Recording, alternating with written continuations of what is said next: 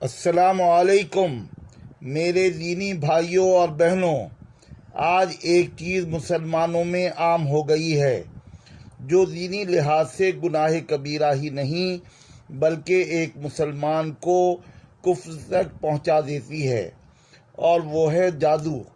جو لوگ دین کی سمجھ نہیں رکھتے وہ اپنی مشکلات دور کرانے، مرادیں پوری کرانے یا حسد کی وجہ سے کسی کو برباد کرانے اور رشتے توڑوانے کے لیے سوسائٹی میں پھیلے ہوئے ان جادوگروں کی چوکھٹ پر پہنچ جاتے ہیں اور اپنے ایمان کو داؤں پر لگا دیتے ہیں۔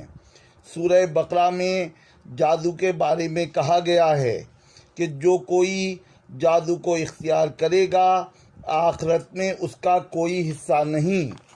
رسول اکرم صلی اللہ علیہ وآلہ وسلم نے فرمایا کہ جو کوئی کسی جادوگر کے پاس گیا، اس کی بات کی تصدیق کی، تو اس نے اس چیز کا انکار کر دیا جو میرے اوپر نازل ہوئی۔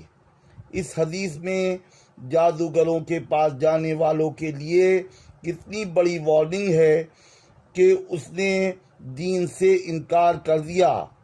حضرت علی رضی اللہ تعالی عنہ نے فرمایا کہ جادوگر ہر حال میں کافر ہوتا ہے، کیونکہ جادو کا علم حاصل کرنے کے لیے اللہ کے احکامات اور قرآن کریم کی بے حرمتی کی جاتی ہے اور حرام کام انجام دیے جاتے ہیں۔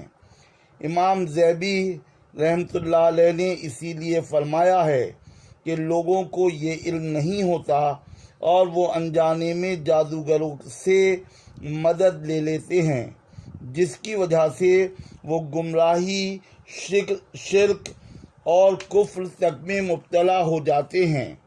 ہمارے نبی نے جادو کو 7 ہلاکت خیز کبیرہ گناہوں میں شامل کیا ہے۔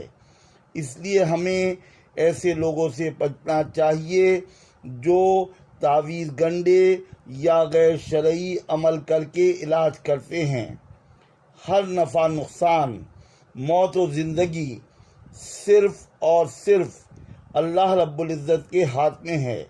اسی لیے ان جادوگروں کے چکر میں نہ پڑ کر اللہ کے کلام اور سنت رسول اللہ صلی اللہ علیہ وآلہ وسلم کے ذریعے اپنی پریشانیوں کو حل کرنا چاہیے۔ اللہ تعالی ہمیں جادوگروں اور گمراہ لوگوں کے شر سے محفوظ رکھے، آمین۔